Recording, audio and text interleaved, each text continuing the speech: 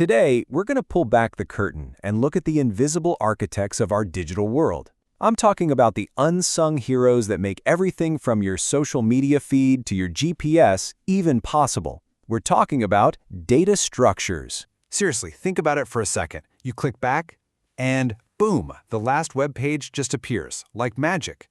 How does your computer instantly know which of the dozens, maybe hundreds of pages you've looked at was the very last one?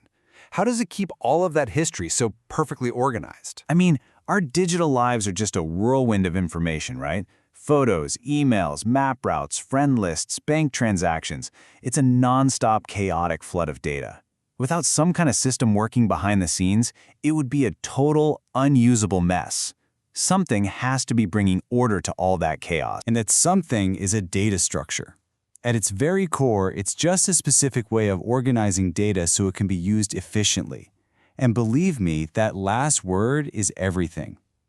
It's not just about storing stuff, it's about storing it so cleverly that we can find it, change it, and work with it at incredible speeds, all without wasting precious memory. Okay, so these structures are obviously really powerful, but how do developers actually use them without getting totally lost in the complexity? Well, the secret is this beautiful principle called data abstraction. Let's think about it like driving a car. You get in and you have a simple set of controls, a steering wheel, pedals, a gear stick. This interface is what we call an abstract data type, or ADT. It just defines what you can do. You know you can steer left, you can accelerate, you can brake, but data abstraction hides how the engine is firing, how the transmission is shifting gears. You don't need to know any of that to drive. You can just focus on the road. And that is exactly what this does for programmers. They get to work with the simple blueprint, the ADT, that tells them what a structure does, like add an item or find an item, without ever having to worry about the nitty-gritty details of how the computer is managing all that in memory. This makes building massive, complex software so much faster, easier, and way less prone to bugs. Now, most data structures fall into two big families. First up, you have linear structures. This is where data is lined up one after another, in a sequence, kind of like a single file line. Then you've got nonlinear structures where the data is connected in all sorts of complex ways, more like a family tree or a city roadmap. So let's start with that first family, linear structures. This is where data follows a simple, straight path, one element right after the other. Remember that browser back button we were just talking about? Well, here's a direct challenge from a university's computer science lab. It's literally asking students to build that exact feature. So, how would you even do it? The perfect tool for this job is called a stack. It works on a super simple principle. Last in, first out, or LIFO. Just imagine a stack of cafeteria trays. The last one you put on top is the first one you're going to take off. Your browser history works the exact same way. Every new page you visit gets pushed onto the top of the stack. Then when you hit back, that most recent page gets popped right off the top. Simple as that. But what if the order isn't last in? What if it's first come, first served? Or maybe it's based on some kind of priority. So take this problem from another lab. How do you manage a priority line for customers at a post office? For this, you need a queue. It's pretty much the opposite of a stack. It works on the first in, first out principle, or FIFO. This is just like a line at a ticket counter. The first person to get in that line is the first person to get served. It's a simple, fair system that's absolutely essential for managing everything from customer service calls to print jobs on your computer. Okay, but what happens when our data doesn't fit neatly into a straight line? What about all those complex, branching relationships? Well, this is where nonlinear structures come into play. So here's another lab experiment. Create a digital dictionary. Now think about how you use a real dictionary. You don't start at A and read every single word until you find the one you're looking for, right? No way! You jump around. So how do we model that kind of efficient searching in a program? The answer is a tree structure.